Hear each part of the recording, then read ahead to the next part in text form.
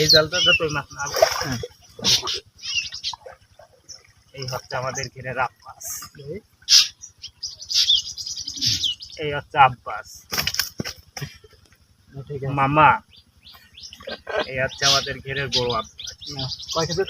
এই আব্বাসটা বর্তমান 25 কেজির থেকে 22 কেজি এসে দেখে দাঁড়ায়, কারণ আব্বাসটা কিছুদিন অসুস্থ ছিল, নাটাই গেছে।